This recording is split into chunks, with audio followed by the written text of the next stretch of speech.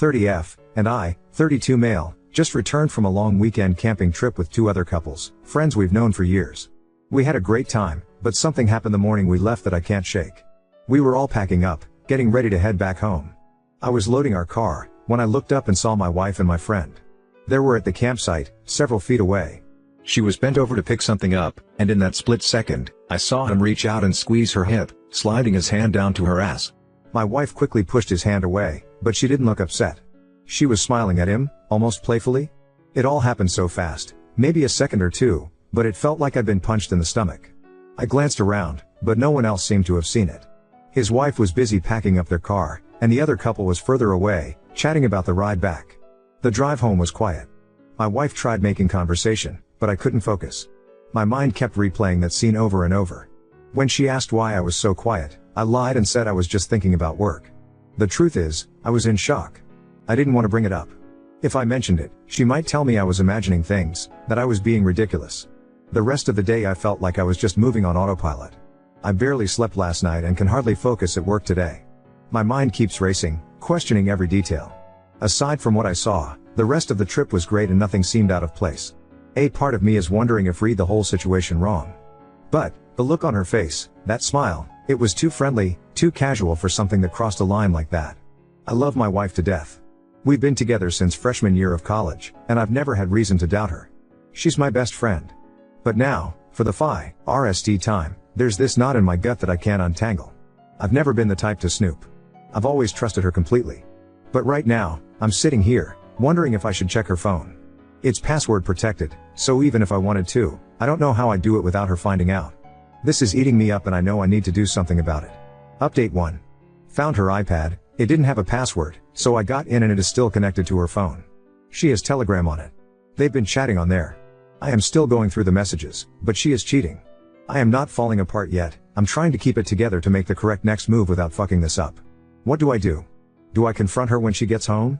Do I go to his house and confront him? Update 2. I didn't tell her anything. I have locked myself up in my home office under the pretense of needing to catch up on work. She is not suspicious. I kept the iPad with me, she hasn't used in so long she won't even know it's missing. I took pictures of all their messages using my phone as a safety measure as well. They have been chatting for at last 8 months as far as I can tell. Telegram is their main communication channel it seems. They've sent each other nudes, sex messages, and making plans on making their relationship official after leaving me and his wife. I can't believe she would do this to me. From the messages, I saw she had sent him a sexy suggestive photo of herself on her way to the gym earlier this evening, and when she got back home, she started kissing me, wanting sex. I declined saying I needed to get work done. I am confused right now and unable to think clearly, so I will follow the advice I am offered here. Lawyer, gather evidence. I will work on those. I also saw several comments advising me to separate my finances from hers. We co-own the apartment we live in, and have joint bank accounts. My parents died in a car crash 2 years ago and left me a large inheritance, which she knows about. She does not have access to the money in that fund. Is there anything I need to do to protect myself there if it comes to that point? We don't have kids yet. Update 3. I work from home sometimes and didn't have any meetings this morning, so I spent it researching and calling lawyers. I have 2 consultations lined up for tomorrow, but the majority couldn't book me in until next week. I will tell his wife and show her proof as soon as I settle on a lawyer and get myself covered first. Once she's been informed, I will give her time to get her affairs in order and secure a lawyer if that's what she wants to do before I decide what to do next, such as confronting my wife. I don't understand how I'm feeling. I am not angry for some reason. More numb maybe. Sick and nauseous when I think of the messages I've read, especially the sex messages. I just feel like I am just doing the things that I need to be doing right now, but it's almost like I am living somebody else's life. I don't know how long I can keep up the poker face without her noticing something is up. Update 4. Not much has happened since yesterday. Just keeping myself busy with work in the gym. The anniversary of my parents' passing is coming up in about a month and she obviously knows this, so when she asked why I seemed off, I just told her I was thinking about them. I have consultations with several lawyers lined up, most next week, a few this afternoon. Update 5. I found a hell of a lawyer who managed to draft my divorce papers within days, which were filed this morning. I am in a no-fault jurisdiction, which meant all the evidence of the infidelity which I had gathered can't be used in court. The good news is that my inheritance is safe because I didn't use the money for marital expenses. Our condo was a wedding gift, bought by both our parents, each side contributed 50% to the down payment, so one of us will have to buy the other out or we both sell it. I see the OBS on Saturday and asked to meet her for coffee. I chose that day because, ironically, her husband and my wife had gone on an overnight trip together. I found out from their messages on the iPad. The lies they were going with were, my wife was staying at her sister's for the weekend to help with the kids while her sister's husband was away on a business trip and her husband was going away for a work-related project.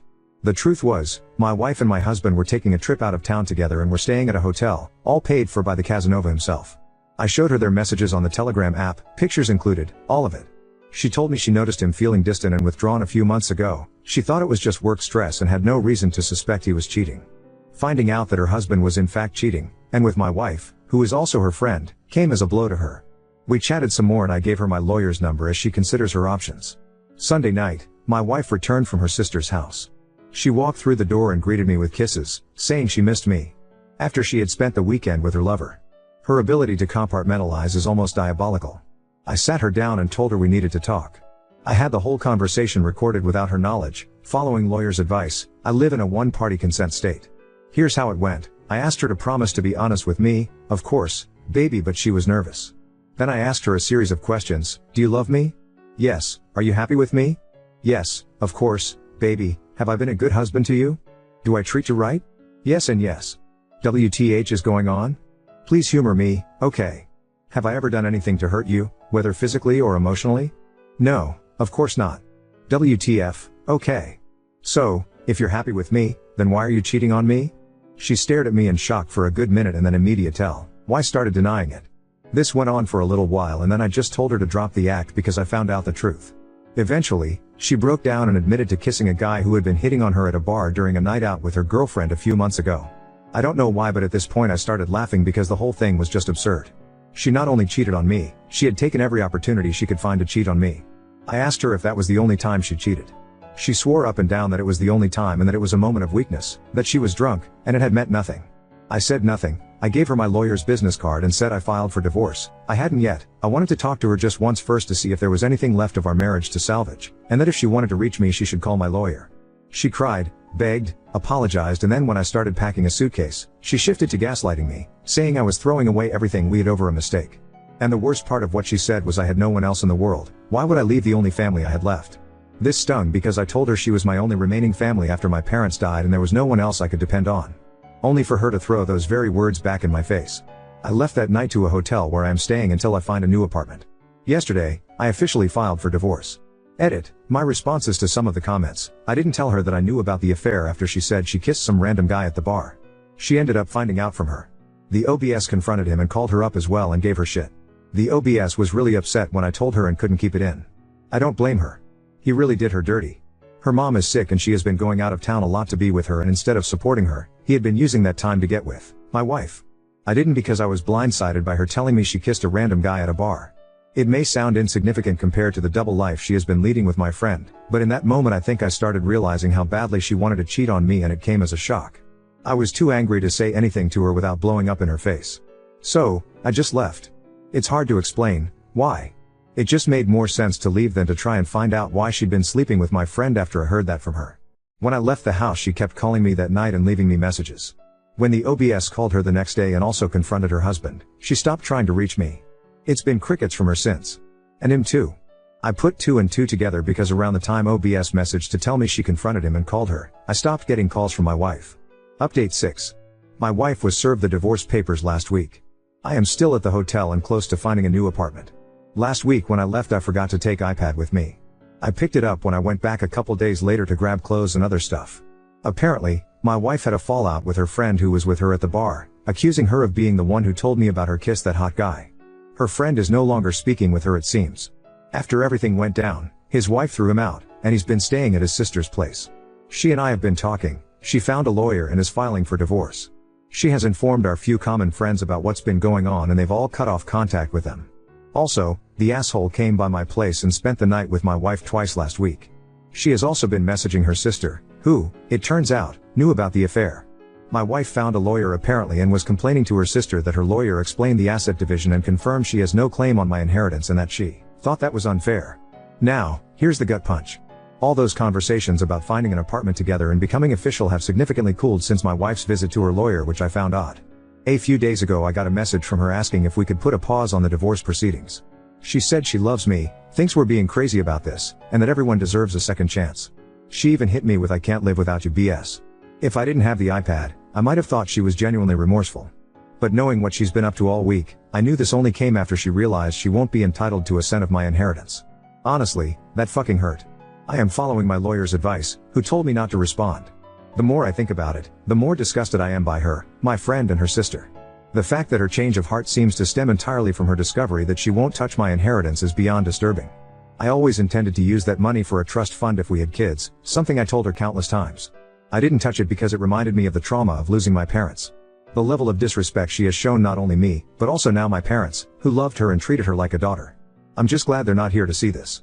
I met up with his wife over the weekend. She's my friend too, and she's been going through a rough time, especially with her mom's health issues on top of this whole mess. I told her about the messages. Long story short, she had been reconsidering the divorce after her husband tried to reconcile with her. But once I showed her the messages about my inheritance and pointed out how their messages have cooled, she saw things differently. She also shared something that struck me. Apparently, a few months after my parents passed, her husband had made a comment about how I was a lucky son of a bitch for inheriting their money. She confronted him then, shocked he would call me lucky after losing them, and he backtracked, claiming he didn't mean it that way.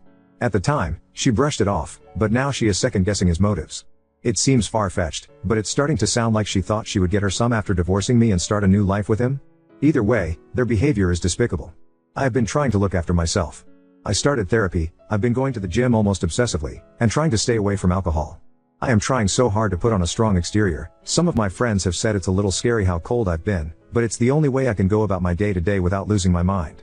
The nights are very rough, I struggle with sleep, I sometimes drink to help me through it, I'm not proud, and sometimes, I cry myself to sleep. Now on to second story.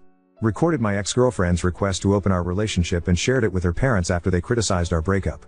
I, 26 male, broke up with my girlfriend of 4 years Mary, F27, about a month ago, because she asked me to open our relationship. It is /was/ and always will be a major line in the sand for me, something that I have opened up to her about in the past. We've had a great relationship and the only thing that stands out, and the only reason it stands out now is because of this situation, is she progressively started making a lot more sexual jokes about some of our shared friends over the last few months. Some involved her being with them and others were three-way jokes etc. I won't lie, I played along a little but I consistently made some joking response along the lines of "you're more than enough for me" and "or I don't like sharing." Never took any of it seriously, because, why would I? Until she asked and I found out/realized that she was probably trying to gauge my response and see how open I was. Mary asked when we were getting ready for bed about a month ago kinda bluntly. I was scrolling on my phone and she was getting changed and goes, "If I asked you to open the relationship, would you?" This might sound super corny, but it was like I had an out-of-body experience and all of the above hit me at once. All the jokes and comments so far made sense in a she's trying to butter me up to the idea kind of way and went really numb for a second. To her credit, she must have seen how freaked out I was and asked if I was okay. I pretended I didn't hear her and asked her to repeat herself and she was really hesitant too, kept saying she didn't say anything, and only repeated it when I insisted. Then, I went to voice notes, set it to record and put my phone down to talk to her. I don't remember much of it, just that I tried to stay calm and keep her talking, but the note is just over an hour and a half long and it feels like I'm listening into a conversation that happened between two strangers. She trickled truth all the way through it and ultimately stuck to the idea that she hadn't been cheating. She didn't have any one person in mind but had been fantasizing about mutual friends and people at work and seemed to get the idea that they'd be open to something if she asked. A lot of it is her being defensive and me trying to needle information out of her without it escalating into an argument. A lot of me placating her and trying to make her feel comfortable enough to keep talking. The apartment is mine and I suggested we take a break a few nights later, so she went to stay with a friend for the weekend. By the next Monday I'd spoken to some of my friends and my sisters, separately, and come to the conclusion that we were done and suggested she started looking for somewhere else to stay. She was upset but didn't really argue and had the vast majority of her stuff out, and at her parents' house, by the end of the week.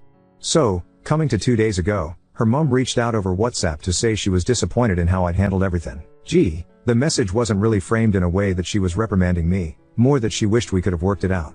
She then added me to a group chat with her husband, ex's stepdad, and they both kinda tag-teamed me saying that we could work it out, I was making a mistake and that I shouldn't overthink things. I eventually got it out of them that my ex had fed them a very vague story that we had broken up because she'd wanted to take the next step in our relationship and that I'd freaked out, we'd argued and she'd been effectively kicked out. Her stepdad was leaning on the fact that he thought I was more mature than this, and her mom just kept repeating how disappointing this whole situation was. So, I was pissed. In the heat of the moment, I told them I had the recording of our conversation that I could send that would explain what she actually meant about taking the next step. I initially tried to email it to them, but it was being a ball ache so I eventually shared it via Drive. In the meantime, I took a few screenshots of my ex and I's messages, ones where she had made jokes and comments about sex with our friends and a lady from her office, and sent them along to that shared chat group. I haven't heard back since. Again, it's been 2 days, and I don't feel as vindicated anymore.